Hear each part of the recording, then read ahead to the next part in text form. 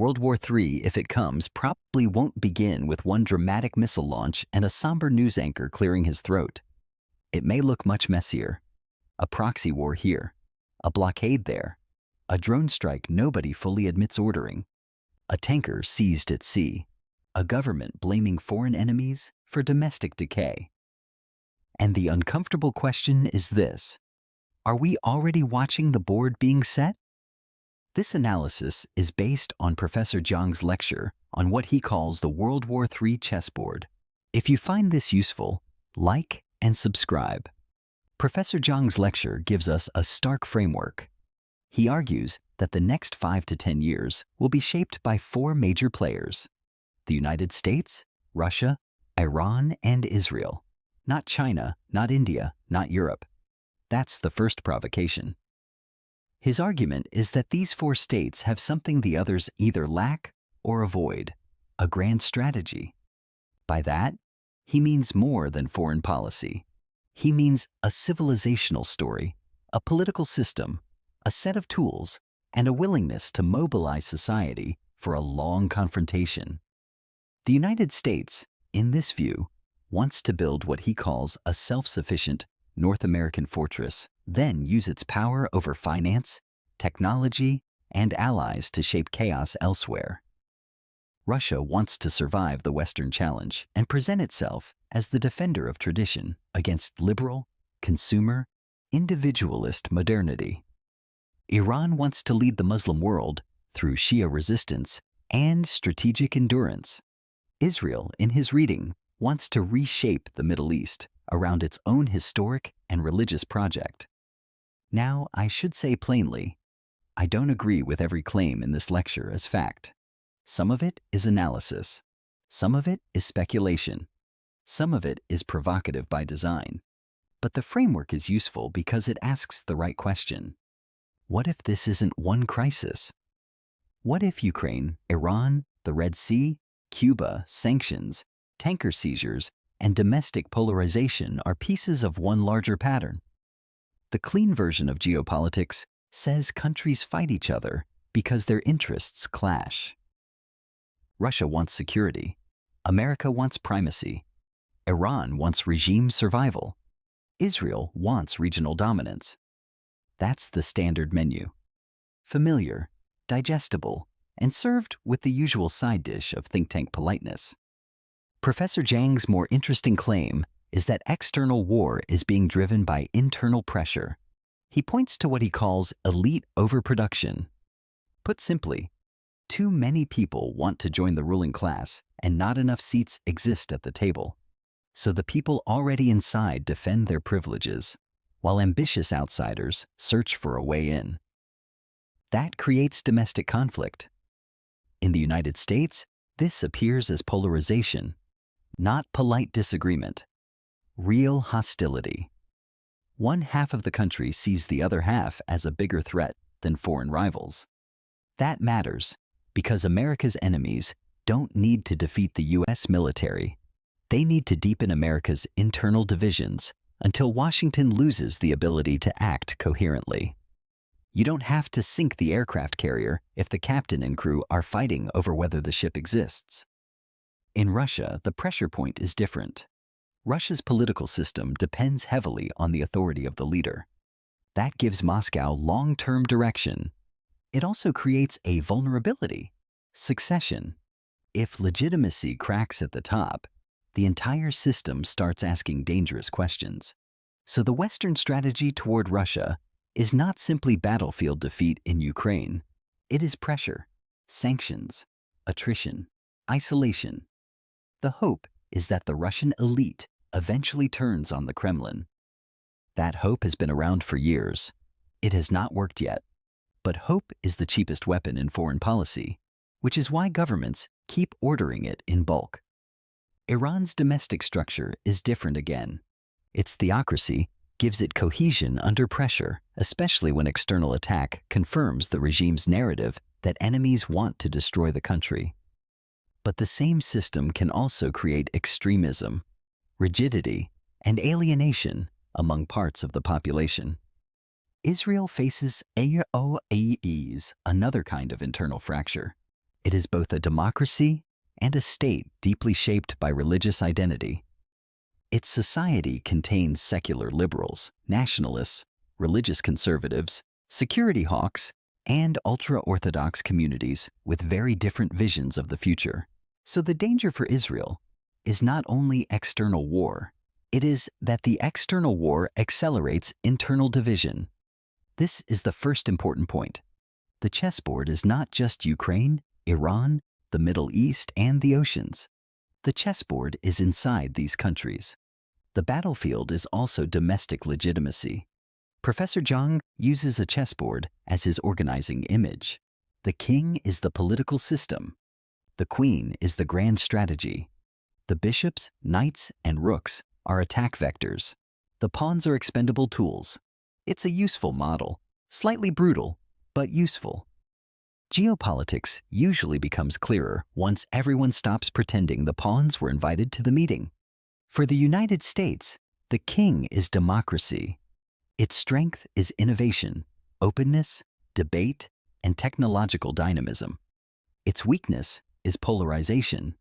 The American grand strategy, in Jiang's view, is Greater North America. The idea is that North America can become a continental fortress, rich in resources, protected by oceans, impossible to invade, and capable of causing managed chaos abroad. The tools are technology, propaganda, and the dollar. Technology gives the U.S. military enormous reach. Satellites, precision weapons, air power, surveillance, and now artificial intelligence. Propaganda means control over global media narratives. I'd phrase that more carefully than Jiang does. America does not control every narrative, but it does dominate the global information environment through media, entertainment, platforms, language, finance, and elite networks. And the dollar remains the most powerful financial weapon in the world. Reserve currency status gives Washington a privilege no other country enjoys. It can finance power at a scale others cannot match. The pawns, in this framework, are allies. Europe, Japan, Israel, Ukraine, smaller states attached to the American system. That sounds harsh. But if you look at how empires work, it is not absurd. Allies are protected, armed, financed, praised, and occasionally sacrificed. Usually in that order. Russia's chess set looks different. The king is autocracy. The strength is continuity. The weakness is succession. Its grand strategy, Jiang argues, is the Third Rome idea. In this vision, Moscow sees itself as the heir to Rome and Constantinople, the final defender of religious and civilizational order against the liberal West. You don't need to accept that as official doctrine to see its usefulness. Russia has spent years presenting itself as a defender of sovereignty, tradition, Orthodox Christianity, and multipolarity. Its attack vectors are religion, geography, and artillery. Religion gives Russia a moral language. Geography gives it depth. Artillery gives it brutal staying power on land. And its pawns are soldiers. That is the ugliest part of the Russian system. Moscow can absorb losses that would politically destroy many Western governments. In Ukraine, that matters. Iran's king is theocracy. Its strength is cohesion. Its weakness is extremism. Its grand strategy is Shia exceptionalism. Iran sees itself not merely as a nation-state, but as the center of a revolutionary religious project. It wants to resist American and Israeli power, challenge Saudi influence, and present itself as the authentic defender of the oppressed Muslim world. Its attack vectors are terrain, faith, and proxies. Terrain makes Iran hard to invade. Faith gives endurance. Proxies give reach. Hezbollah, the Houthis, militias in Iraq and Syria. Hamas, depending on the context. Iran's pawns are drones and missiles. Cheap, repeatable, deniable, and politically useful.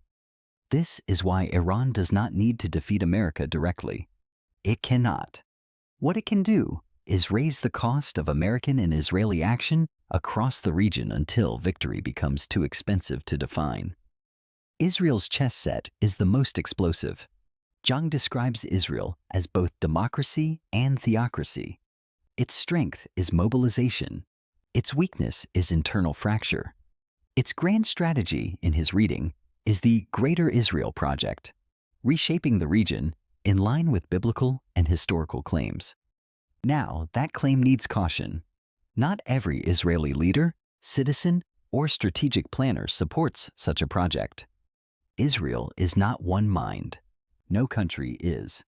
But there are powerful, ideological currents in Israeli politics that do see territorial expansion, permanent security dominance, and the weakening of neighboring states as central objectives. Israel's attack vectors, according to Jiang, are the Bible, Mossad, and the Jewish diaspora. I'd handle this carefully. Israel clearly benefits from religious legitimacy among many Christian Zionists, an extremely capable intelligence service, and strong support networks abroad. But one should avoid turning that into a cartoon about hidden control. That road leads to lazy analysis and worse politics. Still, the strategic point remains. Israel is small, but it acts through networks, intelligence, narrative, and American support. That makes it far more powerful than its size suggests. Its pawns, in Jiang's harsh formulation, are everyone else. And here we reach the darker argument that chaos in the Middle East can serve Israeli interests if it weakens Iran, Syria, Hezbollah, Iraq, or even Turkey and the Gulf states. Again, I'd separate fact from interpretation, but the pattern is worth studying. A fractured region gives Israel more room to act. A unified region gives Israel a problem. In plain terms, Israel is safest when its enemies cannot coordinate.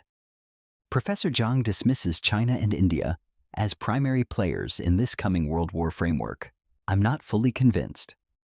China may avoid the kind of ideological grand strategy Jiang describes, but it absolutely has strategic priorities. Taiwan, the South China Sea, technological independence, energy security, and a long-term effort to reduce American dominance in Asia. India may not seek global dominance in the Western style, but it is not irrelevant. A country of India's size, economy, and geography cannot avoid becoming part of the board. It may not want to play empire, but geography has a rude habit of assigning roles. Still, Jiang's point is subtler than it first sounds. He argues that China and India are not designed for total war mobilization in the same way as the United States, Russia, Iran, and Israel. They are enormous civilizations, but they do not necessarily seek to impose a universal project on the world. China wants security, status, markets, and deference. It does not necessarily want to convert the planet. India wants autonomy, growth, and regional weight. It does not want to become America, Russia, or Iran. That distinction matters. The lecture identifies 3 existing battlefronts. First, Ukraine, where NATO and Russia are fighting through Ukrainian territory. Second, Iran and the Middle East, where the US-Israel alignment confronts Iran and its network. Third, Cuba, which Jiang presents as a neglected North American front, with the US pressuring the island and Russia trying to keep it alive. Then comes the oceans. This may be the most underrated part of the lecture. The world economy still moves by sea. Oil, grain, gas, containers, raw materials, military equipment. The internet may feel weightless, but civilization still arrives in a shipping container. If the US seizes Russian-linked tankers and Russia begins arming its vessels, the conflict moves from land and air to maritime trade. That is dangerous. Once ships become targets, insurance rates rise. Once insurance rates rise, prices rise. Once prices rise, governments panic. And when governments panic, they start doing stupid things with official language. We may also see the rearmament of Germany and Japan. This is another sharp observation. After World War II, both countries were restrained. But if America needs stronger regional proxies against Russia and China, Germany and Japan become useful again. History has a sense of humor. Unfortunately, it is usually quite dark. In Europe, Poland may rise as a frontline military power. In the Middle East, Turkey may exploit chaos to expand its influence. In East Asia, North Korea may become more important because it can threaten South Korea, Japan, and even complicate China's calculations. So the future may not be one global war in the old sense. It may be a rolling system of connected crises. Ukraine burns, Iran escalates, the Gulf shakes, tankers are seized, Japan rearms, Germany rearms, Poland expands its military, Turkey maneuvers, North Korea tests, China waits, India hedges, and everyone insists they are acting defensively. They always do. My read is this. Professor Jiang's lecture is less useful as a prediction than as a warning system. I don't think we should accept every claim literally. The world is not controlled by one neat diagram. China is not irrelevant. India is not a bystander. Israel is not a single ideological machine. America is not omnipotent. Russia is not some mystical orthodox chess master calmly moving pieces across Eurasia. Reality is messier. Leaders improvise, systems break, plans fail, idiots get promoted. That last one, by the way, may be the closest thing we have to a universal law of politics. But Jiang's core point is hard to dismiss. The world is entering a period where external conflict and internal fracture feed each other. Governments under domestic pressure look abroad for enemies. Foreign enemies exploit domestic division. Economic stress radicalizes politics. Technology strengthens surveillance. Religion and nationalism return because liberal consumer politics no longer gives enough people meaning. And when meaning disappears, people go shopping for destiny. That is where danger begins. The coming years may not be about one country defeating another. They may be about which political systems can survive pressure without turning inward, cracking apart, or dragging everyone else into their crisis. That is the real chessboard. Not just borders, not just missiles, not just oil. The real board is legitimacy. So when you hear the next headline about Ukraine, Iran, tanker seizures, NATO, Israel, Russia, China, or some forgotten island suddenly becoming strategically important again, don't treat it as isolated noise. Ask what part of the board just moved, because the next world crisis may not announce itself politely. It may arrive as a dozen separate emergencies that somehow keep pointing in the same direction. If you found this useful, like and subscribe. There's more to come on this. Stay sharp.